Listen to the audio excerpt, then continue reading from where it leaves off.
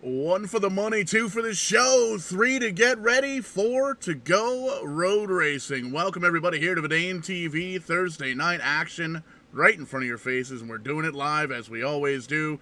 My name is Paul Strickland Jr. Showtime to you, Showtime Paul Strickland, right next to my good partner Mike James from up on the rock up in Eastbound, who's getting ready to go racing for real up there at Eastbound Park. Opening weekend coming up this weekend, and watching some race cars here on the iRacing simulator. Doing a little bit of road racing here tonight, Mikey. How we feeling? Oh, man, I'm super pumped. It's hot in here in Austin, Texas. And great to be here at the Circuit of the Americas. Brand new check, just built 11 ago for those that are not familiar with this racetrack. But it's going to be super hot here on the race surface. So these guys are going to, we'll check in with the weather in just a moment. But going back to your intro, Paul, were you practicing that in front of the bathroom mirror all morning? I was actually practicing out in the truck here when we pulled up to the trailer here. I always wanted to use that line, and it was pretty cool to finally be able to use it. But there you can see strong 24-car field here this evening. Scott Patton blistering lap time, 2 minutes 13 seconds, .582 as they get ready to roll behind the official iRacing pace car. And man, oh man, are we up for some action here tonight. Looking at those times, Paul, man, there's a lot of people not happy to be here on the road course. A lot of these guys like to get done left. But looking at the top three, there's about a half-second bridge between our leaders. So some big gaps right down through that field. So it'll be interesting to see what happens as we get things going here. 100%. You can see right now a little bit on the warm side, 73 degrees in the late afternoon, a little bit of wind. Track temperature, service temperature there, 99 degrees on this 3.36 mile road course. Whole bunch of turns here. It's built for the Grand Prix cars and the Formula One, and not quite built for these big old heavy stock cars, but they're a lot of fun to watch, and we've seen it a couple of times here on Verdane TV. Couple quick race notes there. You see no caution. It's going to be 30 laps straight up, and that's really going to affect pit road strategy. Some drivers are going to try and make it on 2 stops. Some drivers will try and make it on 1, depending on the tire wear, and it's a very, very difficult road course here. Lots to kind of keep in mind. There's a lot of turns throughout the racetrack, and it's not quite like a Watkins Glen or a Sears Point or Sonoma Raceway as it is. It's one of those racetracks where everybody knows. They've been in the racing games, the NASCAR games, for as long as racing games have been around. This is a newer track, just added to the iRacing service this past year, or this past couple of months here, but getting ready to take the green flag. All these drivers are lined up 2 by 2. Man, oh man, are we in for a treat. Scott Patton, Huber in the 30. Green flag is in the air, and there goes the 46. But it looks at that going into the starting position here. It looked like some of them thought they were going maybe the first time actually here going side by side into the Circuit of the Americas. But man, what a start here. Look at this coming into the big hairpin They are packing it up there in the corner. So this is going to be a wild, wild night here at in Austin. 100%. We'll try and keep up with all the action throughout the racetrack, but with 24 cars on a 3.5-mile road course track, going to be a little bit difficult to see where all the action is. And you can see already different braking points. Some guys are hard on the brakes, getting into the S's here, and some of them not so much. They'll just kind of get through and coast on through. One of the neat things we've got here on Verdane TV with the new SDK program, you can take a look down in the bottom right of your screen. Shows you the gears, shows you the miles an hour of the driver that we're currently focusing on. And then there's this neat little ditty here. We've got the track map, and you can take a quick peek there on the right side of your screen. We're going to leave that up all night long, let you know where your favorite driver's running. There you can see Jay Smoke there in the 58. Shout out to him. Shot us a little extra tip after last week's race. Definitely appreciate that. It actually paid for this here beer. Now, if it was $200, it would have been my wife's drinking. Which we couldn't have aired on Verdane TV, but we definitely would have told everybody about it, and great detail.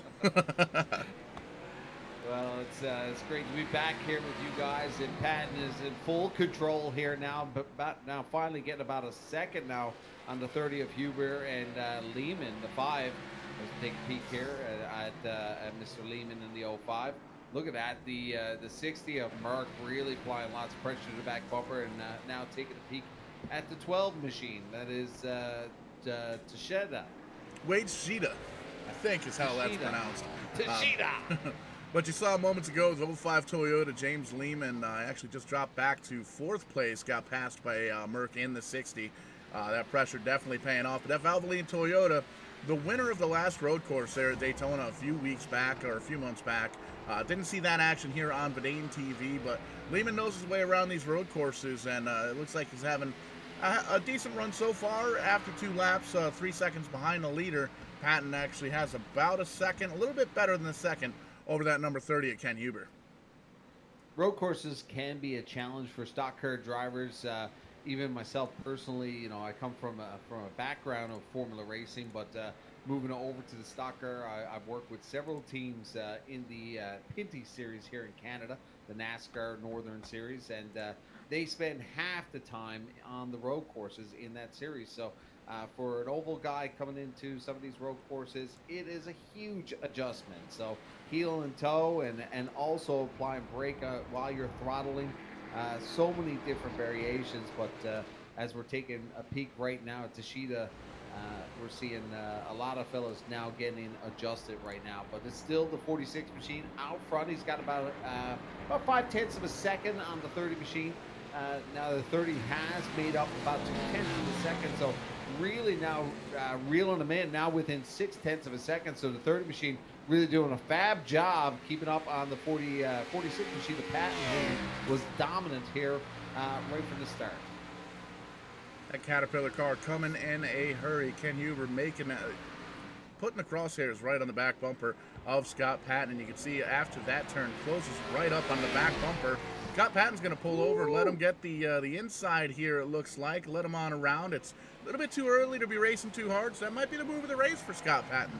Backing up just a little bit, letting Ken Huber go out, lead a couple of laps, and hold on, save some of his tires for later on in the run here. Well, you can run up your gear pretty quick here if you overrun those tires, and tires is everything here. 30 laps on the board. We have 2 completed, and it's exciting to see. We've already seen one position change already. Your new leader, the 30 of Huber. Oh, the 60's around. We have the 60 around.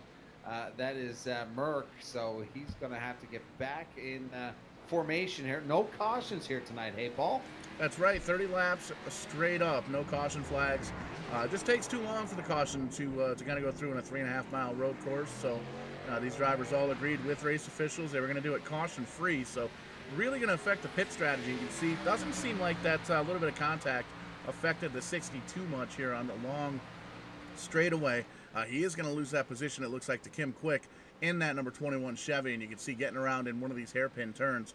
The 21 car definitely, well, it looks like he had the advantage, but now Jeff Merck going to get back on the hammer. He's going to put a couple of car lengths in between he and Quick. Merck now shaking his head, now getting back into the game mode. They're about 10 seconds off the pace right now of our leader, the 30 machine of Huber.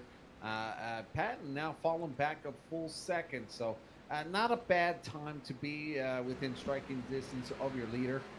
You don't want that to grow too far. Like you said, no cautions. It can become very difficult to make up a bit of time here if you have a dominant leader. Taking a quick peek here, it looks like the 12 of Wade Tashida and the 55 of James Haney both sitting on pit road, multiple laps down here. So I'm wondering if they've wrapped it up here for the evening. Nope, 12 car back on track. Good to see that.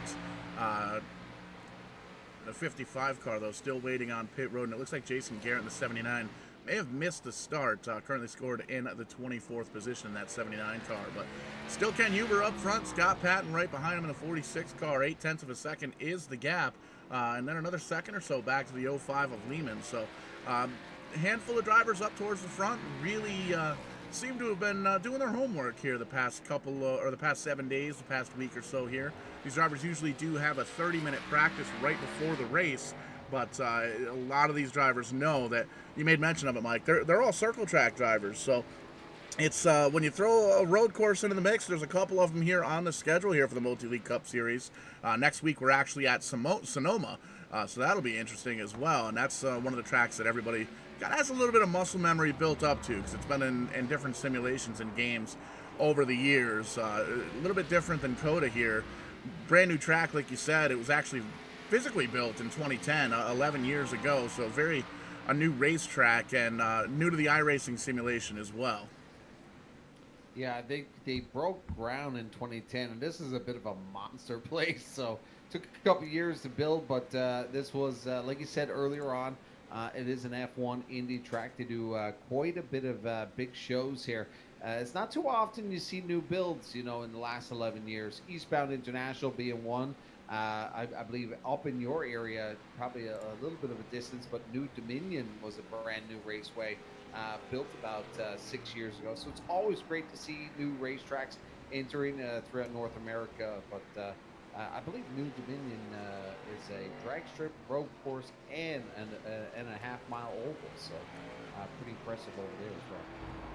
Yeah, that's definitely one of the tracks on my bucket list. I want to get out there and see the racing and meet some of the drivers and fans and folks that work at the track. The Old Dominion crew, essentially the same crew. I believe it's the same piece of property as well. They just built a new track years ago, but the Old Dominion crowd actually did a reunion race here on Verdane TV.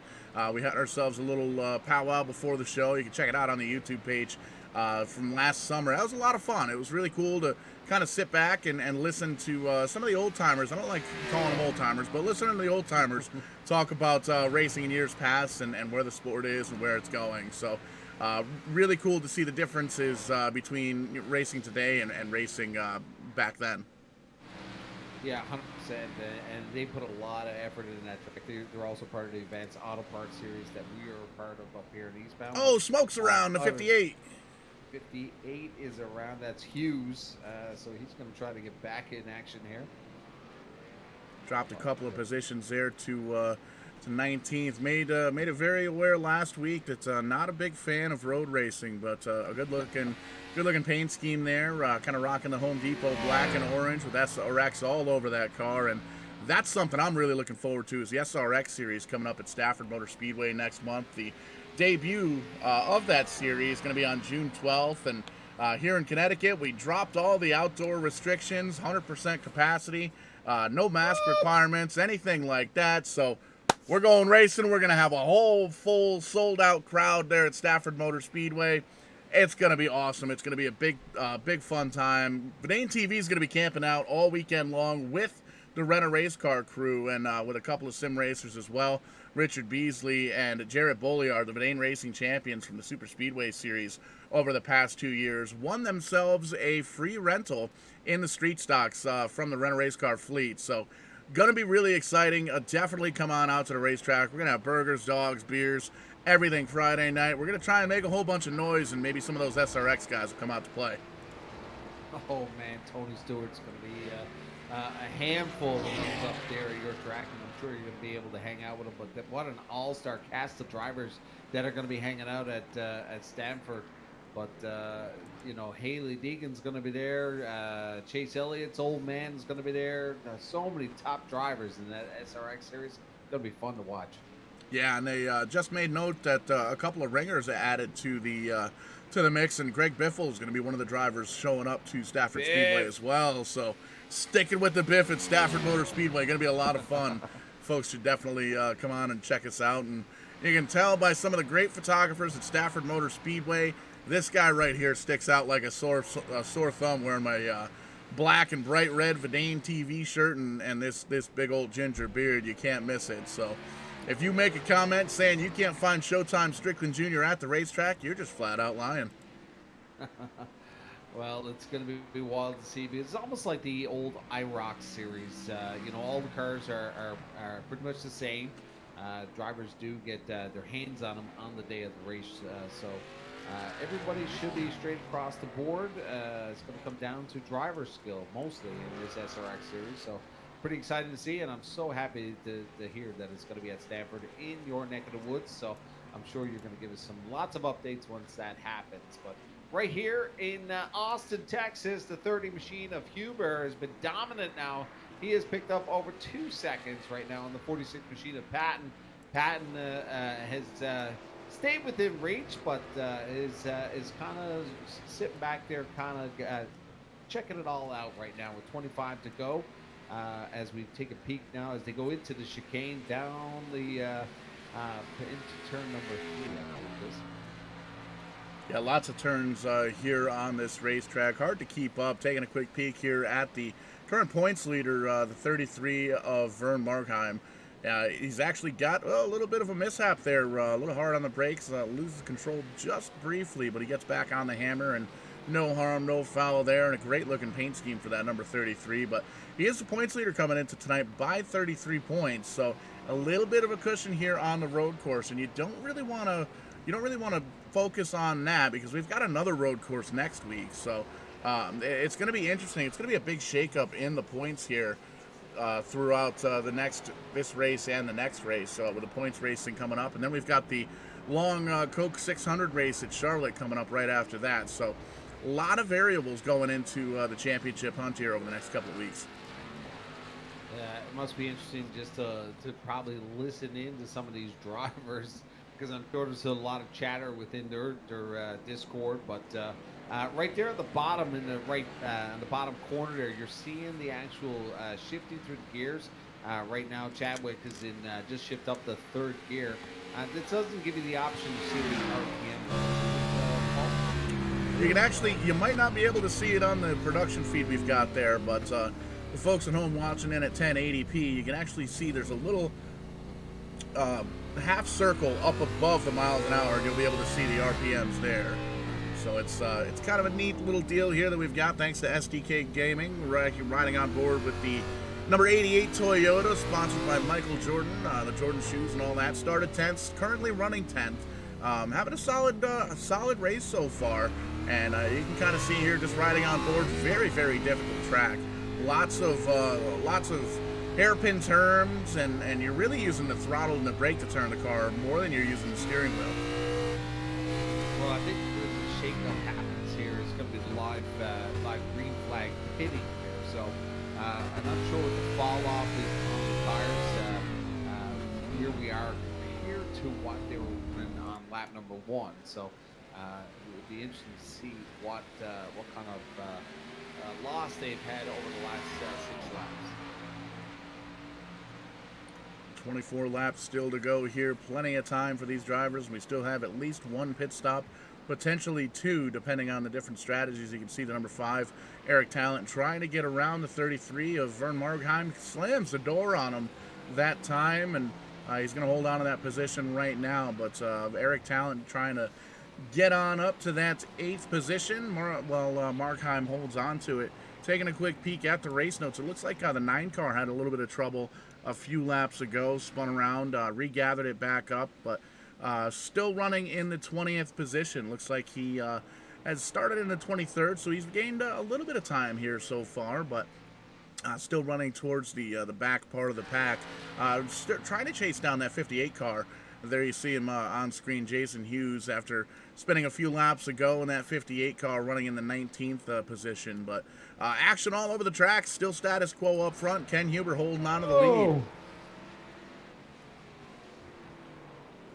little sideways tangly there for the 58 as he now gets back in motion here. Hughes, right when you're switching cameras there, kind of went for a little dirt track.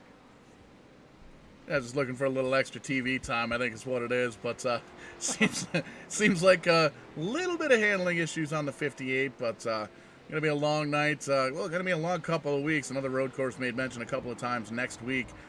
So it'll be tough to. It'll be good to see. Some of these drivers are going to be excited to see next week's race end and move on to the mile and a half there at Charlotte Motor Speedway. But Ken Huber still up front. That 30 car looking very, very strong. And Scott Patton looking strong as well, owner of Patented Paints, the official iRacing paint scheme painter of the Multi-League Cup Series.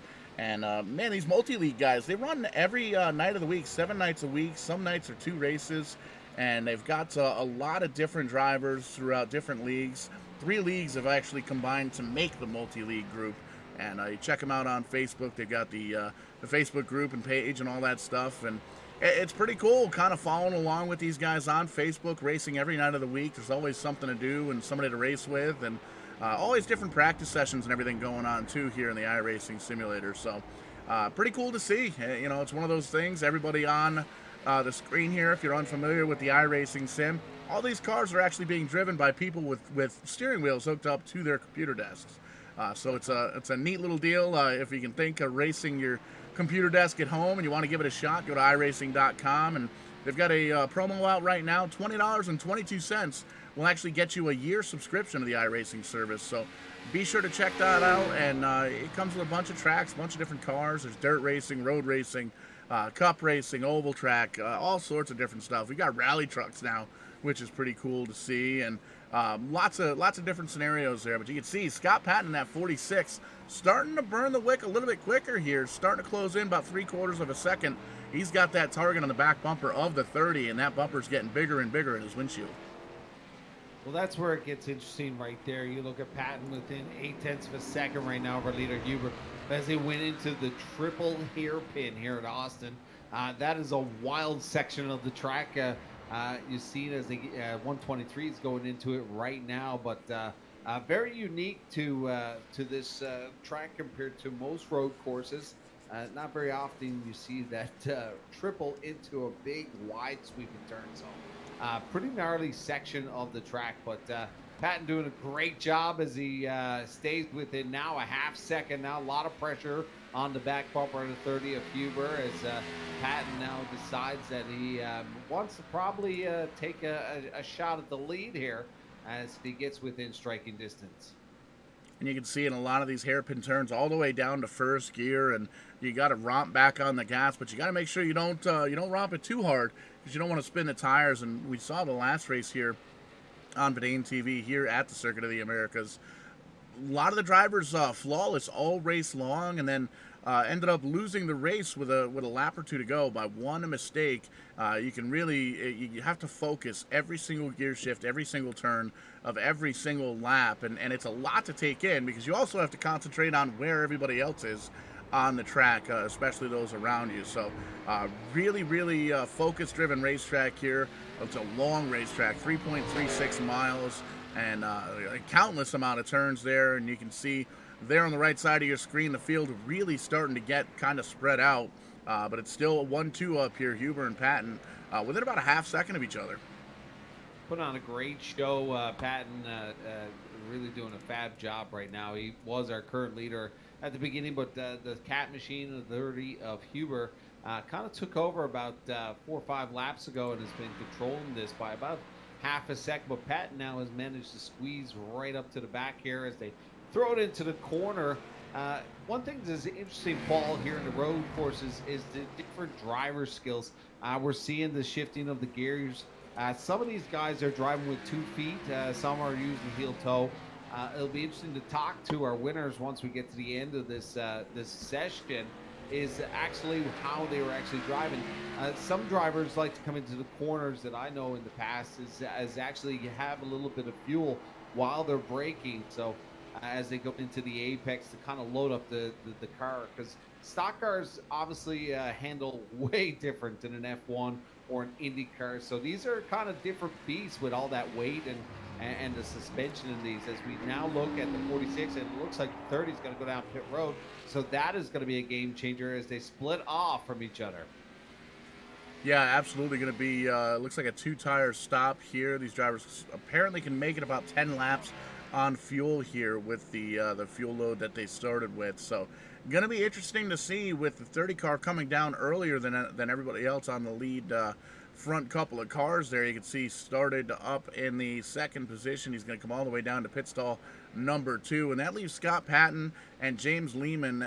Keith Haney in the number 87 car, haven't talked about him too much, slides on into that third position, started 5th, and he's moved himself up 2 spots, 15 seconds behind the leader here. So 20 seconds, check that, behind the leader. You can see if you're following along at home there on the scoring tower on the left-hand side of your screen. But Patton up front in the 46 car, you got to imagine he's probably going to come down pit road this time by, and it's going to be interesting to see if anybody kind of stays out to see if they can potentially make it to lap 15. That'll put us at halfway at that point, and we'll be able to see if they can make it on one stop.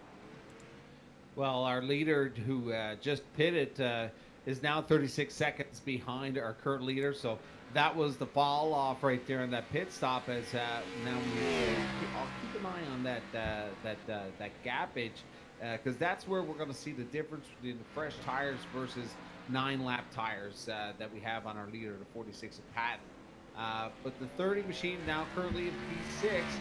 So the chemistry of this race is going to change 2 or 3 times throughout this 30-lap main event here in Austin. So it's kind of wild, a little bit different than what we're used to on the oval, where you see a lot of the action bumper to bumper, whereas here in the road course, sometimes you can have that 30-second gap, but it could be the choice of winning based on pit strategy.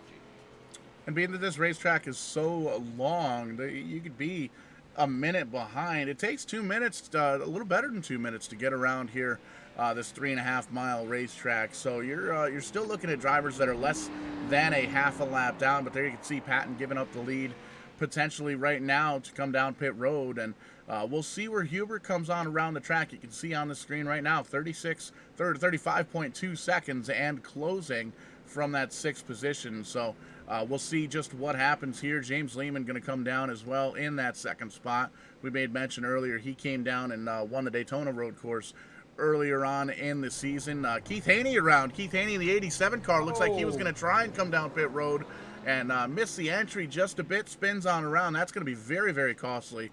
Kim Quick, the 21 car, he's down pit road. The 38, he's going to stay out, take that Burger King car up towards the front, maybe lead himself a lap. Potentially, the 30 car actually gets right on around him, so it might have been trouble for the 38 car. There you can see the race for the lead right now. 30 is at full speed as he gets in there, and Scott Patton right in front of him. So give it to Patton. How about that?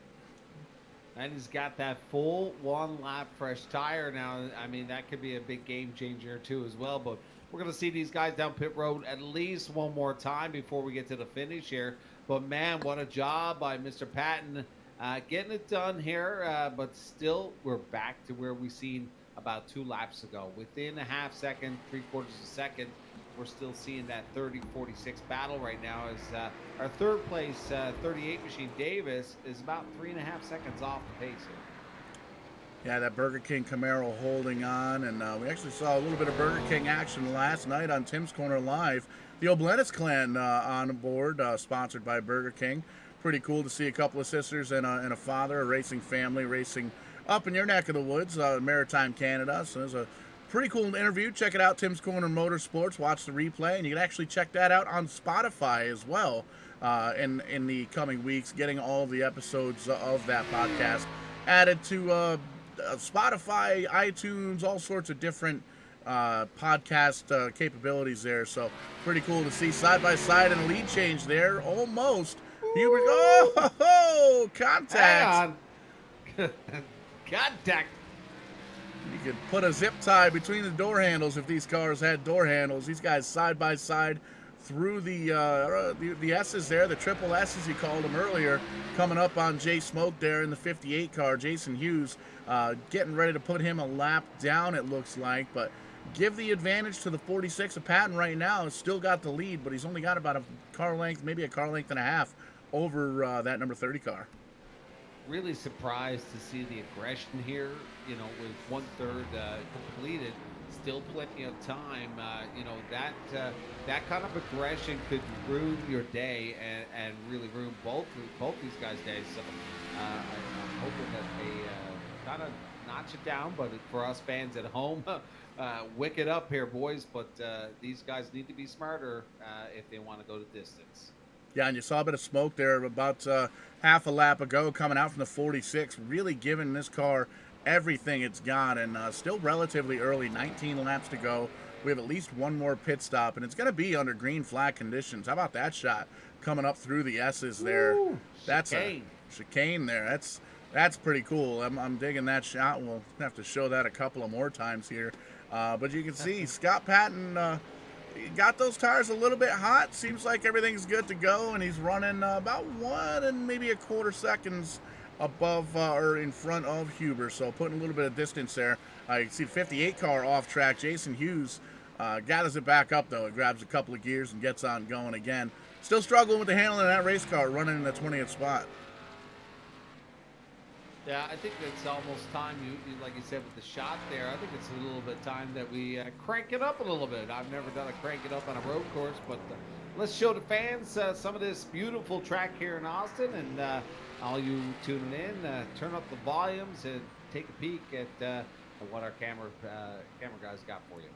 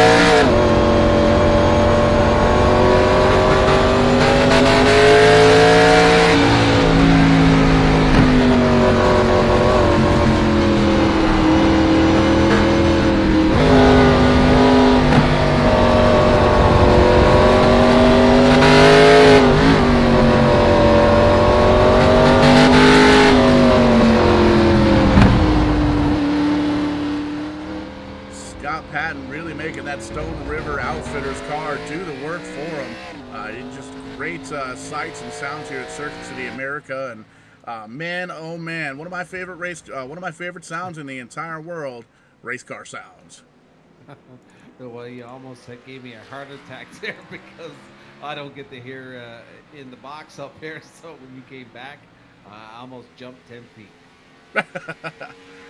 Oh, that's what it's all about here. We're just trying to make sure that everybody's paying attention, and one driver definitely paying attention, Scott Patton. He's got almost a 3-second lead now on Ken Huber. So, and he's got a little bit fresher tires. Came down a lap after Ken Huber came down pit road there. So I'm wondering if that's going to play any kind of a factor here later on in the run. There you can see the 9 car is around there. David Schreck trying to get off the beach there and get a gear going in that Mel Gear number 9 Ford, but currently running the 19th spot. He's up 4 spots on the night, not quite the night he was looking for here though.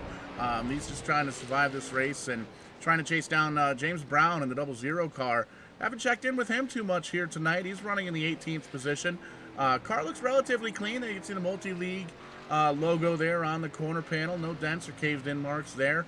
There you can see the 556 of Bill Paradise. He's up 3 spots on the night, running in the 17th spot. Charlie Widener in the 95, the Spam car, Always good to see the Spam car on screen. He's running 16th. He's got 5 spots to the good, or to the green rather, and he's chasing down Brian Abbott a little bit further up in front of him. And we were looking at this car in practice here, Mikey, the number 82. Kind of a West Coast feel to that paint scheme. Fast and the Furious, dirt tracking. Very familiar with that racing in the West Coast. So nice to see the chrome effect here in the Third Rock machine. But coming this weekend, Paul, up here in Canada, specifically Newfoundland, Labrador, Victoria Day weekend. So it's the long weekend up here. I don't know why we celebrate Queen Victoria, but hell, I don't really care. But it's all about the beer, the camping, the fishing. It's the official start of the fishing. What's going on down in the United States this week? We've got Memorial Day coming up here, so we're going to be doing a lot of camping out and supporting the troops and all that good stuff. Really looking forward to that as well. And made mention, we got Stafford Speedway tomorrow night. Going to be up there with the Renner Race Car boys and gals. And a little bit rough go of it last week. We had the 66 car, little bit of driver error, I think we'll call it. An unfortunate event where we completely caved in the left side of that race car, or the right side of that race car, up into the wall, and kind of tweaked the front nose of it. I believe the Renner Race Car crew's still looking for a 602 crate motor used, if anybody out there's got one up here in the northeast part of the country. But no, not too big of a deal. Bunch of there's probably 5 or 6 cars in that Renner Race Car street stock fleet, so I believe we're going to be seeing the race debut of the number 6 Verdane TV car. Really looking forward to that. We got her all deckled up a couple weekends ago, and we made it out for practice at the Sizzler the first weekend, and ended up having some gremlins under the hood. So didn't quite get to see the number 6 Verdane TV street stock out on track, but looking forward to getting that thing out there, and I'm hoping everything works out this season where we're going to be able to put the fat guy seat in there, and this guy will be able to pilot that thing around Stafford Speedway. It's been about 3-4 years since I've been in the cockpit of a race car. If you think that's bad, back, I would say 18 years ago, I was in the World Finals for SCCA Formula Racing in Detroit, Michigan. 140 race teams from all over the world, and we got down there and we could not get the car fired due to an electrical problem, and did not race 1 second. We spent $50,000 that year in our budget and never actually got to turn the tires. So, pretty wild sometimes. Racing could be a gremlin. Oh, 100%, and lots of different things that could happen at the racetrack. And sometimes you got your tools with you, sometimes you got the right parts and all that good stuff, and well, other times you don't. You can see the 38 Burger King car. He's going to come down pit road, grab himself a Whopper and 4 tires. Wesley Holland in the 41 car, he's going to come down pit road as well. And this is working lap 15. So these are a couple of drivers that might have a little bit of an advantage here. They may not have the quickest car around the racetrack here, the quickest setup underneath it, or even the road racing experience. But they're going to come down. They're going to try and make it a one-stop race and try and gain a little bit of momentum. You can see Wesley Holland currently running in the 11th spot. He's up 8 spots on the night. And these front runners, Scott Patton, Huber, Lehman, Haney, Quick, these guys all have to come down pit road one more time here in about 5 or 6 laps. So this could get interesting with the way the pit strategy is going to play out. Yeah, 100%. But like some of these guys are so far back, it's going to be difficult because Scott Patton and Huber have been so dominant here. I mean, they right now, besides Lehman, they have almost a 35-second bridge on the rest of the field. So unless something drastic happens and Pat and Huber fall off the map here, it is their race to lose. And one car in particular that we haven't talked in a bit is the 05 Lehman. And it'll be interesting to see what he has in his final pit strategy here as we get. We are now past the halfway mark. It's 15 to go here. So cross flags. And a big peek at the 05 machine of Lehman coming in hot in second gear. Looking at the map as it comes around the corner here into the start finish. And you can see by the both the timing and scoring tower there on the left and the track map over there on the right, the field completely spread out all the way around this racetrack. And keeping up with some of the closer battles here, taking a look at the exciting spots here, taking a peek, and man, it's a wonder. There's a lot of guys that are really minding their P's and Q's. You can take a quick peek here at Brian Abbott in the 82 car. Nice clean car, not too many dents or dings on that race car, and that's good news. I mean, there's a lot of there's a 78 of James Hearns holding on. That's a good looking paint scheme. It's got the chrome effect on the numbers as well. Excuse me, as well. The Tessico Haviland Ford car there, holding on to the 7th position, up 7 spots on the night, and he's got a mirror full of the 33 of Vern Markheim, the points leader, still running in that 8th position. So there you can see him, the blue and white car with the yellow numbers right behind him, and he's trying to close in on the back bumper of the 78, and trying to, big wiggle there from the 78. Holy smokes. But grabs, holds on to that same gear and keeps on going. So James Hearns, 778 car, holding on to the 7th spot. It's interesting as we look at the map as the 46 and the 30 machine go through the triple hairpin into the wide sweeping corners here into the final section of the track. It's interesting the gap that Patton has built up. I'm just wondering earlier on when we seen that contact between the 30 and the 46. Did the 30 get some damage from that action? Now the 46 does have a 1-lap fresher tire advantage, but they've been basically stayed within reach of each other. So as we take a peek at the 58, he's on pit road here. It is to see what happens in the next 4 laps. Which lap Patton and Huber are going to go down pit road? One of the things we can take a quick peek, Jason Hughes, we just saw on pit road, Bill Paradise coming down in the 556. He's going to get service done on his car as well. Wesley Holland went off track briefly, but he came back on, and that's good news there. You can see the Christopher Davis machine losing a spot to Kyle Chadwick coming around the 88 Toyota. Good looking black and blue paint scheme there, sponsored by Air Jordan, it looks like. So pretty neat to see a little bit of a mashup there. It kind of separates it from the real racing world, but these guys are battling hard for 10th, holding on to 9th and 10th respectively. And it is going to be interesting within the next 4 laps to see who comes down pit road and when.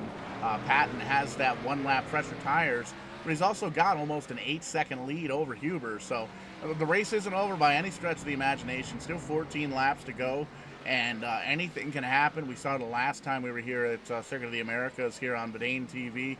A last lap mishap. Just came into the corner a little bit too hot, shifted down a little bit too quick, spun the car right on around and nosed into some tires as the leader, and ended up having to finish that race 4th. And I forget right off the top of my head who that was, but you can check out that last race over on the Bedane Facebook page and the YouTube page as well. Finally celebrating 500 subscribers on the YouTube page, so appreciate that. Everybody watching out in Facebook and on YouTube. Just be sure to give us a like, a subscribe, a follow, all that good stuff, and share it with your friends and family too. Let them know you're watching some iRacing action here on a Thursday night with the Multi-League Cup Series. And tip your announcer. Tip your announcers. Tips not required, but always appreciated. If you were wanting to throw us a couple of bucks, tip.bedane.net. $3 will get us a beer, $10 gets us a beer and a couple of dogs, and $25 will get us a DoorDash meal, and $200. And Mike said something about his wife, but we can't show that on air. 15% of your salary gets a best friend. I have 2 best friends, as a matter of fact. 2 best friends. A little bit of a battle here between Vern Markheim and the number 78 car. These guys battling for the 7th position, and Markheim doing a great job. Look at this. Little bit of a blockage action there, but Vern moving on up. He's currently running in the 7th spot, and not a huge fan of road racing, but trying to hold on to that championship lead. We made mention came in with a 33-point lead over 2nd place. So doing everything he can to survive the night and survive next week's race at Sonoma as well before we get back on the cookie cutter tracks. Charlotte Motor Speedway hosting the Multi-League Cup Series here in 2 weeks on Bedane TV. Really looking forward to that race. Always looking forward to racing on a Thursday night. you know, if you're just tuning in right now and you haven't seen a lot of sim racing, the physics and how demanding these cars are on our drivers is unbelievable. I've been in the sim myself personally, Paul. I know you go way back into the sim. But the guys that are really good here on the road course here tonight have put the time in. These guys have studied, they've done their homework. Obviously, Scott Patton has run a lot of laps here this past week, preparing himself for this. Now, if we get into post interviews and he says he didn't practice, I don't believe him because he's been running so consistent here tonight. Huber, another one who's been dominant. Lehman obviously did his homework as well, as he's been within reach all night. Haney had a couple of mishaps here, but has been pretty strong here tonight, as well as Quick. So Kim Quick out there within the minute reach. So not too bad here in the road course, because like we talked about earlier on with pit road green flag strategy, no cautions here. This could flip right upside down with just a small wreck. You could get into something with traffic that just did not foresee. So this could flip, totally flip the coin here in just a matter of a couple of seconds. But great run right here from Scott Patton here, dominating here tonight. Another big shout out to the 30 of the Cat Machine of Huber, who's been really stellar here tonight. We did get a glimpse of some action between the two, and I hope to see that will heat up as we get closer, because right now they're recording and logging a bit of lap time here. Still plenty to go here, Paul. 12 to go here in Austin, Texas. What an awesome night. See a little bit of tire smoke from Vern Markheim, really making that car do the work for him. And there's a peek at Scott Patton. 13 races on the season here so far in the Multi-League Cup Series, and Scott Patton actually missed 2 races. He's got 11 starts on the season, currently 6th in points, 83 points behind the leaders. Check this out, Mikey. He's got 4 wins on the season, 6 top 5s, 8 top 10s, 2 poles, and very low incident count here. So really picking them up, putting them down here, having a fantastic points night. Going to be able to close in on that top 5, and just taking a quick peek at the top 5 in points. Vern Markheim, Kyle Chadwick, Keith Haney, Christopher Davis, and Eric Talent. So Scott Patton there in the 6th position in points. And as of last week, 66 drivers started at least one race throughout the season. So competition, absolutely the name of the game here in the Multi-League Cup Series. Well, that was exciting. The first week we called these guys, I believe we have 43 on the track. So it was an unbelievable night to kick things off. And some nights that these guys run here, it's just a full stack field, which is always exciting to see. So as you see, a really nice highlight reel there from the Spam Machine. But the OO managing to squeeze by and bridging that gap there. In the 95, the 00 racing their lap down to the leader, but they're racing to the 17th position. One of the tighter, it was a tighter race on the battle there. You can see the 95 getting a little bit on the squirrely side. Spilled some spam there on the racetrack, and he gathers it back up. He gets going again, but loses a lot of time there. And you can see, looks like that's the 82 machine a couple of laps down there, but he's going to come on around and take the position on the racetrack, but that's not quite a position there. Take a quick look at Brian Abbott in the 82 car. He's running 12th, up 1 on the night so far. I've still yet to try Spam. I don't know if it's because it reminds me of cat food, but I thought about you there the other day because we were talking about food and we were talking about Vienna sausages. At Costco now, you could buy a box. I think it comes with 100 cans of Vienna sausages. I thought about it. So, I don't know if Costco's preparing for World War III and everybody should stock up on Spam and Vienna sausages.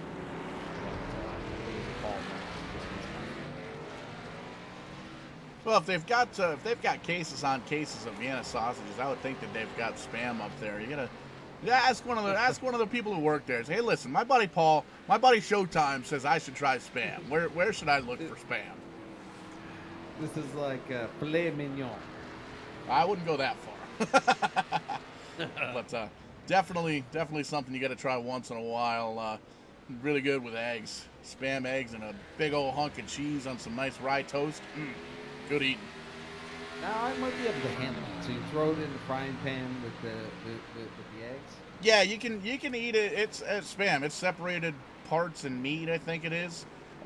Just all the leftover. Yeah, it's the leftover stuff that they don't put into hot dogs, but they cram it into a little square. You can eat it right out of the can. It's already cooked and processed, but you cut it up in a nice slices. You fry it up real good. Crack an egg on it and throw some cheese on there and put it make a nice breakfast sandwich. It's good eating. For those listening in, if you're a fan of Spam, let us know. Just having a little chuckle as we get close to 10 laps to go. About 2/3 of the way here as we're seeing activity on pit road here. This will be the final pit stop for some of these drivers as we take a peek at the 88 now getting service from his crew. Looking at the 30 to 46, the 46, and now down the front stretch, he'll go past the pit road. The 30, will he be a taker here? And I believe he is coming. Is that correct? Yes, the 30 will go this time. So Scott Patton will be out for another lap like we've seen before. So this could be within the wheelhouse strategy for Huber. He's going to have a quick stop here. Because what we've seen before, Patton still had a bit of a half-second advantage, so he needs to pick up some time here. And there you can see it right on the back bumper. Hashtag let's do the work. The number 30 car getting service, getting tires. Right side is up. Right side tires going on. They're going to jack the left side up here and get some left side tires as well. So for Mr. Feelgood's on the bottom of that number 30 Chevrolet. He is down and away. He's going to rejoin the racetrack here. And you got to wonder, Scott Patton more than likely going to come down pit road here, racing side by side with the lap car of the 9. Gets the better advantage as he comes shooting on down, taking a peek over here on the right side of your screen. You can see that hairpin and then that long straightaway. I guess you could almost call that the back stretch or the top stretch potentially. But the 46 car currently has about 25 seconds on James Lehman, and Ken Huber only dropped down one spot with that pit stop. And we're taking a peek now. Michael Milfit, Vern Markheim, and James Hearns down on pit road.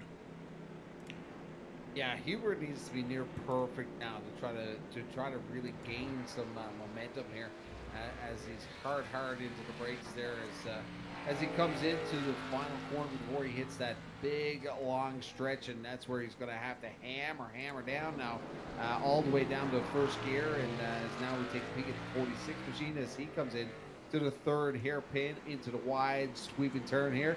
Now he'll have a 90 and then to another 90 degree to back to the start finish line. And will that be when we see him come down pit route, or will he stay out for another one to go? Eric Talent in the 5 car, he came down pit road getting service to that car currently. Taking a peek, the 46 is going to come down for the final pit stop of the night. Nice and hot coming on in there. Does a great job getting that car loaded up to speed and doesn't hit very narrow pit entry right there. But he's going to come down, get service to that race car. Has 24 seconds over Lehman in the 05 car. James Lehman did pit the same time Scott Patton did. We'll take a peek at him. He's coming out of that final turn right now. He's going to go by the entrance to pit road. Going to do at least one more lap. Try and get out there and lead a lap. I don't know if he's going to cross the line here. No, there's the start-finish line. Or check that. There's the start-finish line. He does get one lap led as Scott Patton's still on pit road. Yes, and there's where it becomes interesting. The 30 is now coming down the start-finish line into the corner. The 46 is on the move. What will be the gap here when the 46 enters the corner as the 30 comes in hot into turn number 1? Hopefully he will not overdrive this and really gain some momentum here and get to the back bumper of Patton. But Lehman is your current leader, but he has not reported to pit road. The 30 and the 46 machine, both with fresh tires, should manage to be able to squeeze this and try to catch the 05 here. I don't know if the 05 has enough fuel. I don't know if you will be able to tell us here up at the producer box how long ago the 05 was down pit road. Well, the 05 was down with the 30 and the 46 last time by right around lap 10 or 11. Potentially can make it on fuel. I don't think he can make it on tires. I think the handling will go away in a big way on that 05 car if he was to stay out for that extra 5 laps. And you can see the gap right now between the 30 car going through, and we can see it looks like the 9 car spins right in front of the 46 of Patton. He gets on by. So good news there, and you can see the 9 car coming up on your screen now. He's gathering it back up and shaking the cobwebs, so to speak, and getting back on track. But you can see it's about a 4-second gap between Ken Huber and Scott Patton. So just about what it was when they came down pit road, and you can almost see these 2 cars in the same shot. Maybe we'll take a quick blimp here at the Kong Beer Bong blimp. There's a nice wide shot of showing all the action here. Look at this beautiful, Love that trip. beautiful racetrack. The triple hairpins you're seeing now, and that's that little black dot there in the center of your screen. That's the 46 car currently running second, and that bright yellow car off on the right of your screen, that's going to be the third place car of Huber. That's going to end up being the race for the lead, I think, if Lehman comes down pit road. And it looks like, nope, he's going to try and stay out one more lap. And I feel like I'm on a 747 jet. We're so high up here in the blimp. But what a great view here in Austin as we take a peek at our leaders here. But one thing I did notice in that last shot was in the triple hairpin, there's a little chicane there thrown in there. So designers of the Circuit of the Americas did a wonderful job here. I'm sure this was on the CAD machine for quite some time when they developed this one. Yeah, lots of work went into this building this racetrack for sure, and iRacing definitely put their hours in getting this thing laser scanned, and they do it to all the racetracks they go to, all the cars. There's a big bump there for the 05 hitting that rumble strip on the side, but Scott Patton doing the same thing, making road racing look easy and fun, and I can tell you, it's definitely fun, but it is not easy. You're going left, you're going right, you're shifting through all 4 gears in these cup cars, and some guys use the H-style pattern attached to their steering wheel. Some guys are using the paddle shifters. Pretty much user preference throughout the field here and throughout all the different racers in leagues and iRacing. But man, oh man, exciting race here at the Circuits of the America. Working 8 laps to go if you're just joining us. Showtime, Paul Strickland Jr. and Mike James from Eastbound Park up here in the booth with me and calling a little bit of multi-league Cup Series action. Current leader James Lehman in the 05. He's losing a little bit of time per lap though. He's trying to stretch the fuel, stretch the tires, and stay out. And it actually looks like he might be around off track there for the 05 car. Gathered it back up, but that would force my hand, Mikey. I think at that point I'd come down and grab some tires. Well, he lost a full second there now as Patton is hard on the hammer right now. So Lehman may have to make a choice. I don't know if he's got a tire going down, but he is way off the pace right now. Patton now picking up 1.8 seconds, 1.8 seconds, and still coming on strong. Now within 3 seconds now. Look at the gap between Patton and the 05 machine as Patton really on the hammer right now. Coming up on the final turn here with 8 laps to go, and there you see the 05's going to come screaming down pit road saying, tires, tires, tires. Going to lose a little bit Just of time. Whoa! See, just a splash of fuel. Almost lost it there coming on in. Definitely seems like a tire potentially going down on the 05 car. It's tough to tell as a spectator here, but pretty cool with the dynamic iRacing tire model. You can have flat tires and tire pressure changes, the track surface changes, with the temperature changes and the weather. Lots of hours went into the iRacing simulator, and you got to check it out. iRacing.com if you're ever wanting to drive around a race car but couldn't really afford a race car itself. iRacing's the next best thing. Pretty cool little deal. I've been on it for years and years and years as both a league owner and a driver and now a broadcaster. So pretty cool service. Definitely check it out. $20.22 for an entire year with a new promo code that's out this summer. And it comes with a bunch of tracks, bunch of short tracks and oval tracks, road courses, different race cars as well. And the amount of content that you can purchase for iRacing is phenomenal. Lots of different mixes and matches and really cool to see here. We've seen a lot of it here on the Dane TV. 100%, and it's amazing the physics and everything, like you said, the chemistry of these drivers and the amount of time that these drivers put into this simulator in order to be this good. I've put this up several times in social media feeds, and it's so realistic. A lot of people were asking me one time, geez, I didn't know you were in Kansas City there last week, and I'm like, no, we were in our offices or in our rooms calling this from home. So it's incredible what iRacing has done, and it really is sharpened the pencil for some of these drivers that actually will be on the real race tarmac in the next couple weeks. Yeah, and it's exciting to see. We made mention a little bit ago.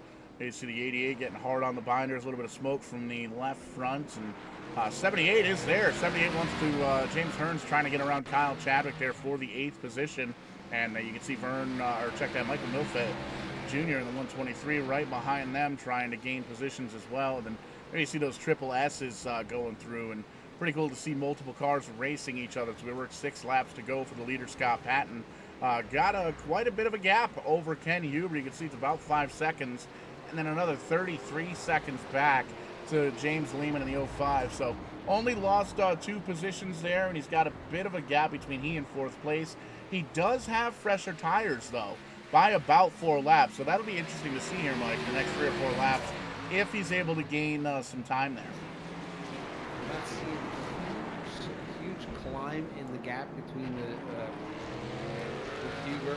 So it'll be interesting to see, like you said, with the fresher tires. But Huber now within 5 seconds of Patton, but Patton is in total control of this one since the very beginning. He did give up that lead to the 30 machine for a little bit, but he's been dominant here in Austin, Texas. And folks, I can tell you what a fabulous job he has done here tonight. And definitely showing the amount of time that he's put into the server throughout this week. And if you're just tuning in, 6 laps to go here in Austin, Texas. It is the Multi-League. I'm Mike James from Eastbound International Speedway, all the way up here in Newfoundland, Labrador. Glad to be here with Showtime. Paul Strickland Jr. here with Bedane TV, calling the show for the Multi-League Cup. What a show they have been putting on the last couple weeks. This is our first road course here with these guys, and man, it's been interesting throughout this evening. So pretty incredible now as we take a peek at the 78 machine.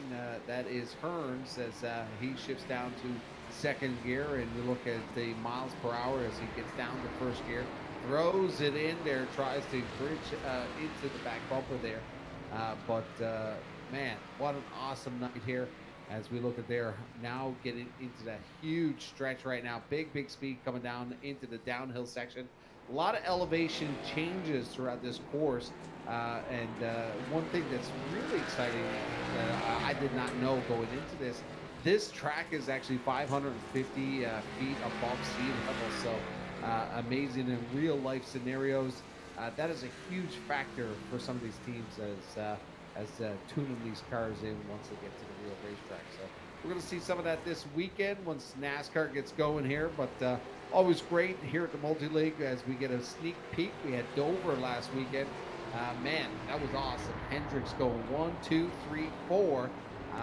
We didn't see that on the track on Thursday night last week, but always excited to see the prequel of what we see on TV on Fox as we get set to go into the summer. I think NBC will be taking over about halfway through, but let us know if you're tuned in. Who's your pick for this Sunday? Who you cheer for in the Cup Series and who you cheer for tonight? But lots of racing activity all over North America. Victoria Day weekend up here in Canada as tracks mostly having their first weekend here. Victoria Day weekend. A lot of the U.S. tracks down south now getting heavy into their season. Some opening up in April. Some like New Smyrna Speedway in Florida been open since February. So lots of activity throughout the United States and Canada. But it is a big race weekend up here in Canada. This is actually one weekend that the NASCAR trucks usually run up here and get the Pinty or the series going up here with the Pinty series in Victoria Day weekend, usually at Mosport up here in Toronto, but that's not going to happen because of COVID-19. So that's going to be a big, huge loss for racing fans in Canada. But lots of activity, Paul. Memorial weekend. We talked about Queen Victoria. I think I probably want to salute the troops a little bit more than a 200-year-old queen that I have no idea why we celebrate. But like I was saying earlier, it's all about the fishing, the camping, the beer, and the racing this weekend for most Canadians. 100%. Americans too, hanging out with friends and family and colleagues and co-workers and different people at the racetrack. And one of the cool things for me this season, and towards the end of last season, we opened up Stafford Speedway at a limited capacity, and made mention earlier we're opened up 100% starting tomorrow, so that's going to be big. It's going to be great to be able to look up on the stands there from pit road. We the Renner Race Car crew, we pit for the 39 late model, Paul Verricchio Jr. And man, oh man, that car is on rails this year. It was great to see him start on the pole this past weekend. He led about 20 laps of the 30 on the board, and got a little bit of a bump from Tommy Fern, who went winless last year for the first time ever, I think, at Stafford. And I think he's the kind of racer that would bump his grandmother out of the way to get a victory. So it stung a little bit. We ended up finishing 6th. A great drive by Paul Verricchio Jr. But man, it's great to see. We were pumped, man. It was cool to be on pit road and to be running up front. But we got Scott Patton still running up front. Status quo. Patton, Huber, and Lehman, the top 3. And those guys have really checked out, especially Patton, the 46 car. Almost a 6-second lead over Huber, and then it's 31 seconds back to Lehman. And one thing I'm seeing here, Mikey, Lehman has been able to gain about 4 or 5 seconds on Huber. He's really starting to gain in just a little bit here as he goes around track. I'm wondering if those 3 or 4 lap pressure tires are going to make a difference towards the end here. Yeah, I think right now we're seeing Patton and Huber's tires just falling off just slightly, and that's where we're seeing that gap. We didn't see it in the first couple of laps because Patton and Huber didn't really have that fall off just yet. But obviously 6 laps in now on those tires. That is one of the questions that I had at the beginning of this race was, how long before we see that transition of these tires falling off for these drivers? But you're exactly right. Lehman has picked up 5 seconds. Could be a little bit of an advantage going in there. It is a huge gap. 30 seconds here on the big 3.5-mile track here in Austin. Still a lot, but I mean, anything could happen. Right now, the 46 has a bit of traffic in front of him. He has to navigate through that. Once he gets up to, he's got half the field in front of him. So once he gets up into that traffic, anything can happen. And that could really set the stage here for the final 4 laps. And you can see right now he's got a 5.5, almost 6-second lead here over the number 30 of Ken Huber. And it's one of those deals. He is going to be coming up on some heavy lap traffic here in the next lap or two. You don't really want to slow down too much. We can see it looks like the 088 off pace just a little bit, gathered it back up. So that's good news there. But you don't really want to slow up too much if you're Scott Patton, because you've been running consistently all race long, and you've really been clicking off these quick lap times, and if you slow down, that's when you start to make a mistake. You start to lose focus, and you don't really quite get into the corners as you have been all night long. And man, that Stone River car doing a phenomenal job, car and driver combination. And you can see he's gaining a little bit of time on Huber. But you can see Lehman is starting to close in a little bit more. But with 2.5 laps to go here at Circuits of the Americas, I don't think there's enough time unless these top 2 guys make a mistake. And that wouldn't be the first time here on Verdane TV that we've seen that here at this track. Well, the Fat Lady has not sung just yet with 3 to go here. As 46 comes into that big stretch, but look at all those cars. I am not sure if they're going to be a factor in the final 3 laps. But he's going to be 2 to go. 2 popsicle sticks in the sky. We'll get back down to the bottom here, as they're going to be heading into the triple threat, I'll call it, the triple hairpin with a chicane mixed up into the middle. Man, give us a sky view of this as we take a peek, see if we can see the 30 on the screen. There they are, the 30 now coming into the corner. So basically just a stretch of a hairpin in the difference between our first P1 and P2. But that bridge is 7 seconds. That's how big this course is. One of those legs of a hairpin here is about 7 seconds. Absolutely incredible. And you can see Patton getting closer and closer to that lap traffic. And 2 laps to go, 2.5 laps to go here at the Circuits of the America. 2 turns to go on this lap for the 46 car. You can see he's going to take this left-hander right in the, we'll call that the Whataburger stretch. Whataburger. I was about to say the same thing. And here's the final turn. Not sure what turn number this is, but he's going to come into the final turn, come up onto the straight here, and cross to get those popsicle sticks. So 2 laps to go. There's our flyover, some birds flying overhead. That's one of the neat things here in iRacing, the wildlife. If they pooped on the windshield. Anything can happen here on Vidane TV, but you can see heavy traffic in front of the 46 car. Ken Huber dropping way back. You can see now 7.6 seconds. I'm wondering if we missed an off-track incident there, but he's back 7.6 seconds. You can see he's starting to gain back just a little bit of that time now, but phenomenal shot here from the Blimp and iRacing. One of the very cool things, lots of different camera angles and different ways of looking at the racetrack. But Scott Patton, as long as he doesn't make any mistakes here, that 46 car, he's going to be coming home in victory lane potentially here. 8-second lead. Just has to come through, hit his marks. 1.5 or probably 1 1/3 laps to go here at COTA down here in Austin, Texas. Well, this is what we were talking about. All that group of cars that he's got to come through now. Will they be gentlemen and let the leaders go? I'm sure they're getting told from the spotters that leader is coming through. With 1 to go when they come across the start finish line, White Rag will come out for the 46 as they come into the triple threat here. This is going to be interesting as we want to take a peek a little bit higher here to see. It's still a bit of a gap between the lap traffic and the 46 as he throws it in there. He has to be very cautious now as he's coming up on 4 cars here. As you see right there, almost too wide there as they come into the corners here. Patton has to judge himself accordingly.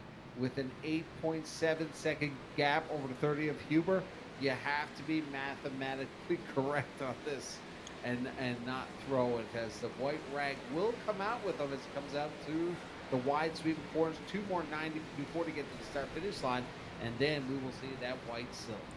And what's going to be difficult, you're looking, that's the back of the pack there is the 46 of Scott Patton. He is leading this race and has been since the last round of pit stops. But the cars in front of him, that's 7th, 8th, 9th, and 10th race place. Kyle Chadwick, Michael Milford Jr., James Hearns, Ken Colony, and Christopher Davis. And they're all racing. They want to stay on the lead lap, especially here being that it's the last lap. So they might do the gentlemanly thing and let the leader on by because they don't want to affect the outcome of the race. And there you can see. Oh, contact on the 46 is around! What the hell? Oh no, he cannot get it going. The 78 is in the way, and there goes Huber. Another last lap pass here. That is not going to be. 46 is very frustrated. Look at the back of that car, completely totaled in. The front of the car, oh man, I would only imagine we would probably be listening to that in-car radio and blush with some of the words coming out of that radio. I feel so bad right now for Scott Patton in the 46, man. We talked about being calculated with that lap traffic, and man, it was Tangley coming into turn 1 after taking the White Rag, and now our new leader, the 30 Huber, who had a 9-second delay on our leader, now finds himself with a 5-second advantage over the 46, as the 46 is trying anything right now to throw it in there. You might see some send-it moves from the 30. It'll be interesting to see what he has as he throws it into the backstretch. We're taking a peek right now. 30 is about halfway down the backstretch here. He's going to go into the triple threat. I have only imagined that the 46 of Patton is going to throw it in there as this is his final shot at it. But huge gap right now. 4.3 seconds off the pace right now of our leader, the 30 of Huber.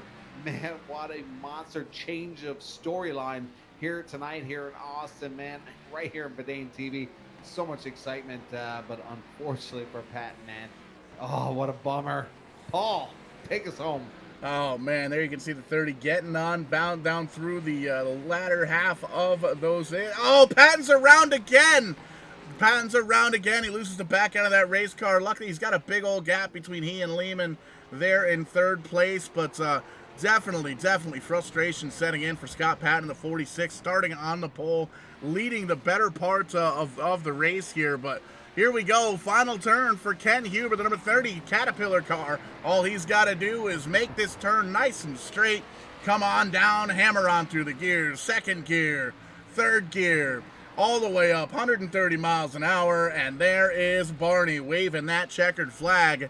Give this one here to Ken Huber and the 30 car. There you see Scott Patton finishing second. A great run, a solid run for the 46 car.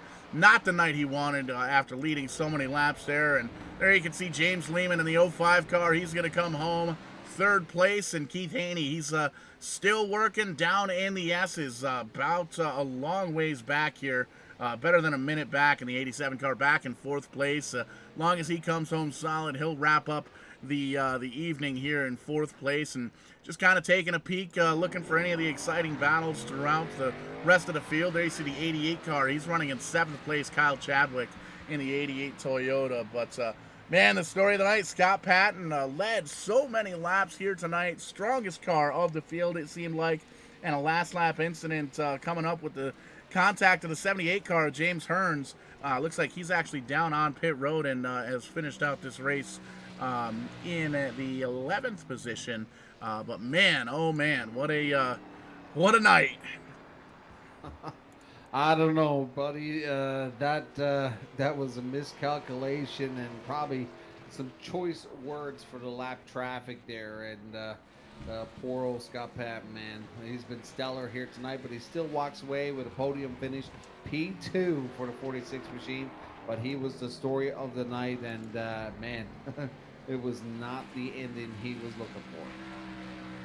100%. Just waiting for all these drivers to finish up the race here towards the back of the pack, and we'll get the official unofficial, so to speak. There you can see the 123 and the 88 car racing for that 7th position right out of the final turn as they come up on the start-finish line. Give that position to Kyle Chadwick in the 88. The 123, a little throwback Kenny Schrader paint scheme there. The Federated Auto Parts car comes home pretty solidly in the top 10, and we're going to get some post-race action going on here. If Mikey, we can get you over to the TeamSpeak server, we'll get some interviews going on here, and I got a feeling we're gonna have some choice words throughout this one.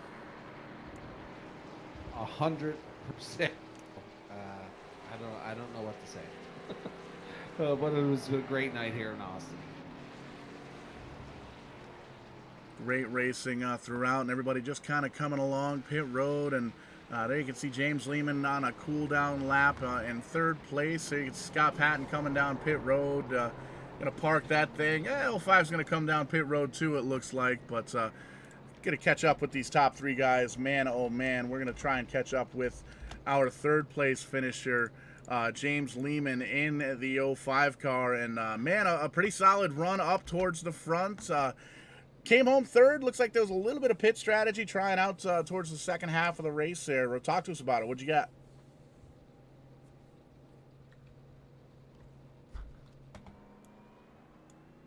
Try one more time. James, I'm not sure if I can hear you. You can hear me, but I can't hear you. Try one more time.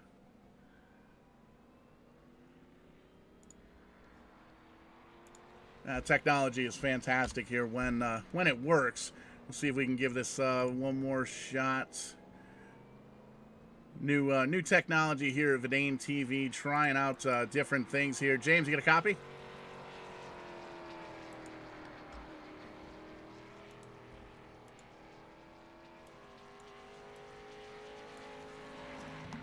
Let's see. Mike, if you got a copy.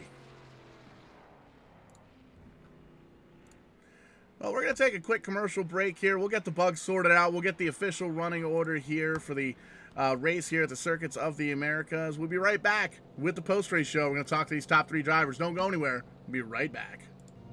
What's one of the biggest challenges of managing a fleet of trucks, tractor trailers, and material handling equipment? Hassling with maintenance, repair, and vehicle breakdown.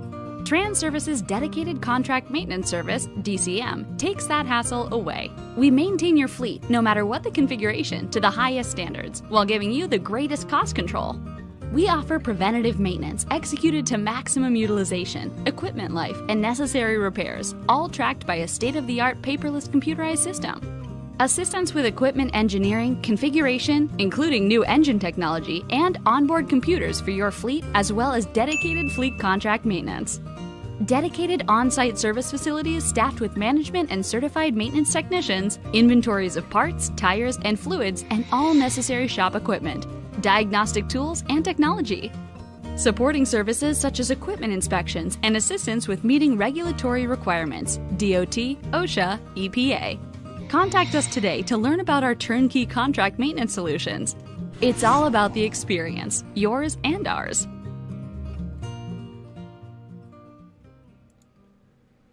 And back here live for a little post-race action here. Going to talk to the top three finishers here tonight. Starting with the Bullet, James Lehman came home in third place. A good solid run all night long. A little bit of pit strategy attempted there in the second half, man. Talk to us about your race. Man, tonight's race was very difficult. My goal was to come in here and get a top 5, and I exceeded that goal. Mainly for points tonight, it was my goal. Absolutely, and the 05 car definitely strong throughout the night. Third place finisher, kept up with the top two guys there early on, it seemed like, but kind of fell off the pace just a little bit. And then we've got another road race next week. Got to wonder how much practice gets put in over the past 7 days here before this race and then before Sonoma. Is there anything that transfers from this race to next week? Mainly just throttle control and the brakes. Brakes in these cars are very touchy. You can set the brake bias to your personal, driving style and everything, and you just gotta practice, just like you said. I think this week we had every day almost after our other league races and everything. We probably had a 2-hour practice, and Scott was the top performer for sure. So I'm looking forward to Sonoma. That's personally one of my favorites, and I think I'm going to be a contender for that one. 100%, and really crazy race here at Circuit of the Americas, and another road course coming up next week at Sonoma. And man, oh man, it's one of those tracks where it's almost like muscle memory. Sonoma's been around in racing games and simulators for a very long time, a little bit different than Circuits of the America here. The track itself, Mikey and I were talking about, is only built 11 years ago and scanned into the iRacing service within the past couple of months. So fairly new track, very difficult racetrack, lots of hairpins and S's, triple S's in there, and 3.5 miles is a long way to go for one lap, but you made it look easy. You came home third, and we know you didn't do it alone. I want to give you an opportunity to thank all your friends, sponsors, teammates. Floor is all yours. Thanks, Paul. I mainly just thank my wife. She's the one that allows me to do this and allows me to have my fun. Everybody that came out tonight for the race, and you guys at Dane TV for putting on a great show. Can't wait to watch it. Lots of action here tonight. Congratulations on the top 3. Thank you, Paul. Mikey, I'm going to kick it on down pit road to you to one of the strongest cars of the field here, Scott Patton, and you've caught up with him. Of course, you give me Scott to talk to. Scotty, I'm sure he's cooled down by now. I know you don't want to do this. You could do the Kyle Busch and say I'm only here to get my paycheck, but bro. Great. Looking forward to Vegas next week. Yeah, exactly. Peace. Scott, man, you were dominant throughout this whole 30-lap main event here in Austin. And, did you ever manhandle this track? Even in qualifying, everything was so perfect for you. Take us through that final lap with the lap traffic. Yeah, like I said, between practice, man, I put in quite a bit of time this week, just because I wanted to get as much head start on this track as I could, because I didn't really know the track very well this week. So put in the time. I felt like it paid off in flying. It paid off during the race. Paid off in pit strategy. Me and Ken had an awesome run there in the first third of the race. I felt like we were just talking about it back there in the room, and we couldn't decide if we were, for a second I forgot that I was on the most technical, longest track that we have, and I thought, oh, we're just short track racing, I guess. But it was some awesome racing there with us. And then, in the end there, man, what can I do to take that back? But there was just that group of 5 lap cars in front of me, and I told myself I'm just going to hang out here. And some of them were actually telling me, like, oh, no, go past me. Like, it'll save me a lap. Some of them were tight on fuel, I guess, too. So I'm like, okay, cool, I'll just race it. And they were like, oh, yeah, pass on the inside. And this track is so focus-based that just something different to look at, as simple as that, going up that hill into turn 1. I'm looking at the group of cars, and I must have completely missed the braking point. Obviously, I didn't know it until I was late in the corner and it wasn't turning. But I feel totally bad about that. 1, for ruining those guys' race, but 2, for obviously ruining our race, in essence, too, from a dominating standpoint. But it is what it is. Ken, man, there's nobody better than Ken to win this one. I felt like I kind of robbed it from him when we made contact early in the race. He took the brunt of the aero damage there and fell back a second lap from us. But once he got that fixed in the next pit stop, we were obviously neck and neck. He closed 5 seconds on the pit stop from 10 down to 5 seconds and closed the gap even further. And then obviously he was right there to take advantage of our mistake. So hats off to Ken. James Lehman, also a great run for him, and all those guys up here. Everybody in general for finishing this race. This track is so technical. I feel like everybody that in this league, this awesome league, that crossed the finish line deserves a hats off tonight.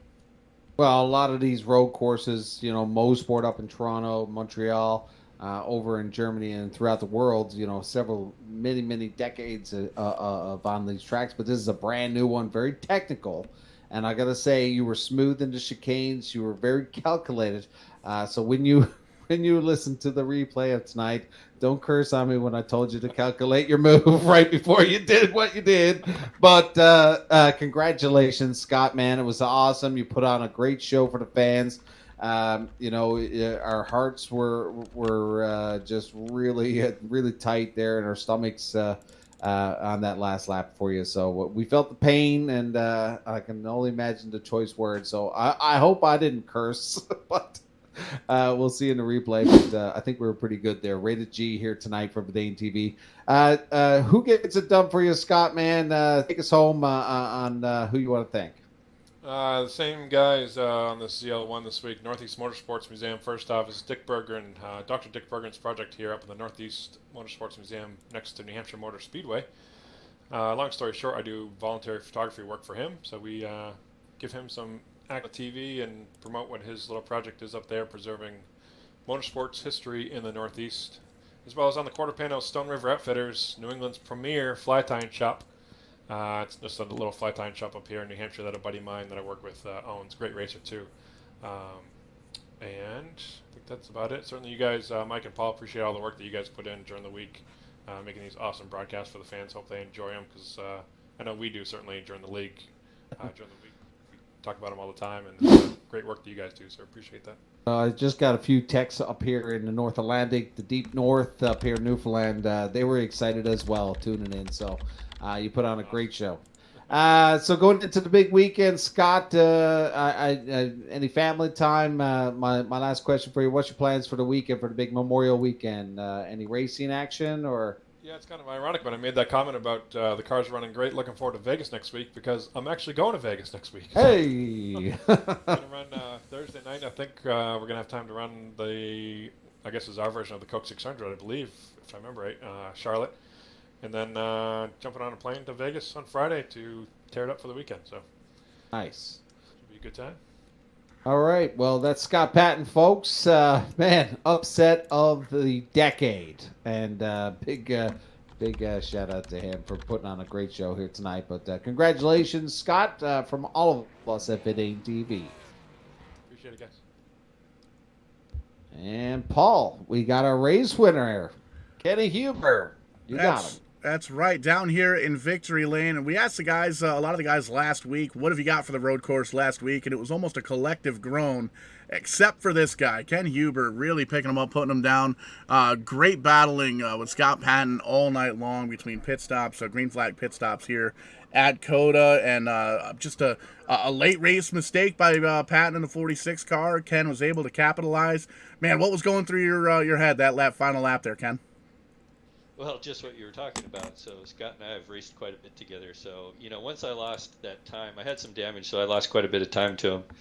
And all I could do was just hold on to what I had and hope that he made a mistake, and he did. And unfortunately, he did it on the last lap. So, those things happen. I've done it before, and Scott and I are good racing buddies on this. So, Scott had a good race going. I had a good race going, and it just worked out in my favor, I guess. And solid pit stops all night long, and we saw it made the strategy call to make it on two stops. Easy enough for me to say, 2 stops. Was that any kind of question? Were you going to go in starting the race making 2 stops, breaking it up into 3 sections, or was there any kind of possibility you try and make it to halfway with 1 pit stop? Well, originally I thought about it when I first started practicing a little bit, but as soon as I realized that you would have to give up too much time to save that fuel, that whoever's making the 2 stops, as long as they're fast, they're going to outrun a guy making 1 stop. So 2 stops made sense. And then plus you only have to drive on the slick tires for 10 laps. And it's slick tires are Definitely enemy of the state here at this very technical racetrack, but you made it look easy in that 30 Caterpillar car, and we're off to Sonoma next week. It's a kind of a racetrack Mike and I have talked about. It's been in different games and simulators for many years, so it's almost like a muscle memory track where you kind of remember the turns and the braking points and the throttle points. Is any of that going to play a factor in next week's race, do you think? And anything that you learned this week, is that going to transfer over? Actually, I probably brought more from Sonoma over to this track. I mean, in essence, I think they're both really slick tracks. And so it's all about, feathering that gas pedal really lightly, and Sonoma's the same way. So if anything, I think other people are going to make improvements going to Sonoma after racing here. Absolutely. And man, you made it look easy here. 3.5 mile road course with countless amount of turns here. Definitely something I couldn't do. We tried the production truck out on track before the race here, and it wasn't my cup of tea. But you made it look easy here tonight. We know we got Caterpillar on that number 30 car. Who else makes it happen for that Camaro?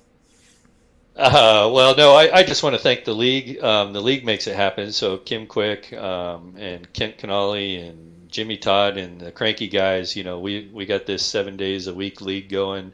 And everybody works together to make it work, and that's who I really need to thank. I don't really have any sponsors or anything. So, great race here tonight, and man, we've mentioned a couple of times here tonight, 7 days a week. That is that reminds me of high school, back when I used to race 7 nights a week. And man, oh man, it's cool to see that there's always a practice session going on in the group for one race or another, and seems like you guys definitely have the camaraderie factor down for sure. So it's a good spot to be. Most definitely. But great win here tonight, and we'll see you next week at Sonoma. All right. Thanks, guys. Thanks for putting this on. Oh, man, Mikey, what a race, what a show here. Circuit of the Americas, 30 laps in the books for these the Multi-League Cup Series. And we're going to take a quick peek here at the finishing order. There you can see Ken Huber, Scott Patton, James Lehman, the top three.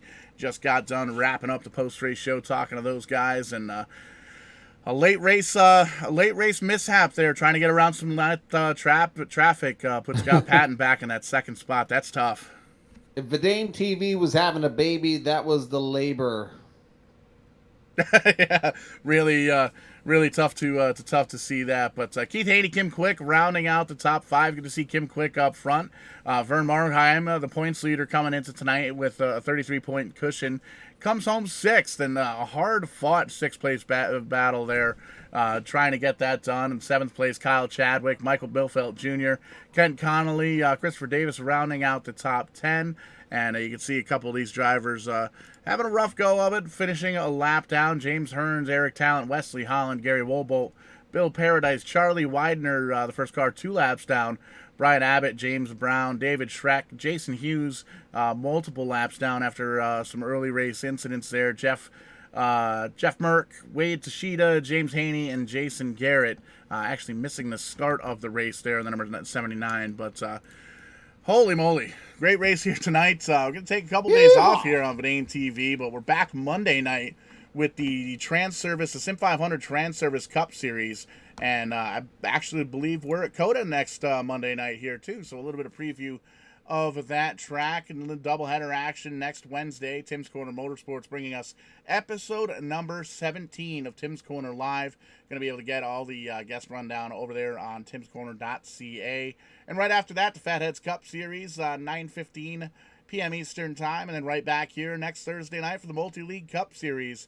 8:30 p.m. Eastern for some more road racing. Sonoma Raceway, the home of next Thursday night's track and race, and you'll be able to catch that right here on Verdane TV. But that's going to wrap it up here for us tonight. Awesome to have you up here in the booth again on a Thursday night here, Mikey.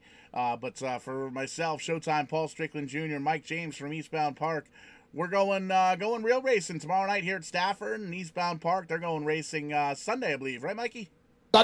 Sunday, we are going streaking. We're going streaking, and then we're going to go racing, more importantly.